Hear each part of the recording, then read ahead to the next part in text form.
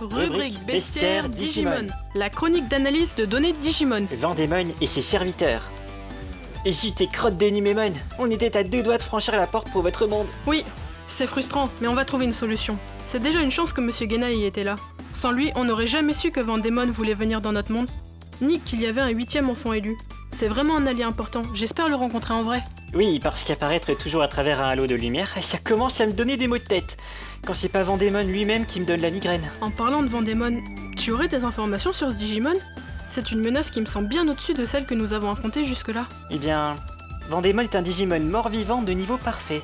Il est donc du même niveau que moi quand j'évolue en Atla Kabuterimon. Et sauf que lui, c'est un virus. Il est vraiment terrifiant. Tu savais que son nom était une combinaison des termes vampire et démon ? Ça ne présage rien de bon. Il faut à tout prix l'arrêter, on ne peut pas le laisser se promener tranquillement dans notre monde. Et surtout qu'il a toute une armée avec lui. Et Pico Devimon, c'est du menu fretin à côté. Oui, et pourtant celui-là il nous a déjà bien causé des problèmes, en essayant de nous monter les uns contre les autres et de nous voler nos emblèmes. Il a d'ailleurs presque réussi à voler le mien. Heureusement que tu étais là, Tantomon. Oh ben, j'y suis pas pour grand chose. Et c'est vrai que pour Pico Devimon, bien qu'il soit un Digimon de niveau enfant, c'est un vrai petit démon. Et d'ailleurs, il se trouve dans la ligne évolutive de Devimon. Espérons qu'il ne soit pas prêt d'évoluer. Se pourrait-il que ce soit Devimon lui-même qui évolue de la même façon après être devenu un œuf ? Ce serait une sacrée coïncidence. En attendant, il aide Vendémon, ce qui le rend déjà assez gênant.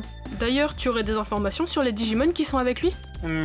Nous avons affronté des Devidramon, qui sont donc des dragons démons du stade d'adulte. Heureusement, nous avons empêché les dernières recrues formées par Nanimon d'infiltrer votre monde. Parmi eux, il y avait des Sukamon, des Végimon et des Numemon. Mais bon, nous ne connaissons pas encore le reste de son armée qui a franchi la porte. Qui sait ce qu'on va trouver dans notre monde ? J'espère qu'il n'aura pas amené avec lui des Digimon trop puissants. Ne t'inquiète pas, Koshiro. Avec ton emblème, je peux surévoluer. Et en Atla Kabuterimon, rien ne peut m'arrêter. C'est vrai que nos emblèmes sont vraiment utiles. On a eu quelques problèmes lorsque Greymon est devenu Skullgreymon, mais maintenant, je suis certain que nous sommes tous prêts à affronter ces nouveaux ennemis. Et d'ailleurs, Koshiro, et toi tu as l'emblème de la connaissance, et Taichi celui du courage, Yamato l'amitié, Shura celui de l'amour, Mimi la sincérité, Dio l'intégrité et Takeru l'espoir. Et tu penses que ce sont des valeurs qui vous représentent ? Oui. Taichi a souvent tendance à foncer, mais c'est celui qui prend les devants et il est toujours prêt à affronter de nouvelles situations. Et il a beaucoup appris de ses erreurs. Sora également a beaucoup appris sur l'amour grâce à Piomon. Moi, j'ai dû perdre mon savoir et le retrouver pour que tu puisses évoluer. Je pense que c'est pareil pour chacun d'entre nous, c'est dans les moments difficiles que l'on retrouve ses valeurs. Gabumon m'avait dit qu'il avait pu surévoluer lorsque Yamato a compris le véritable sens de l'amitié grâce à leur mésaventure avec Dio.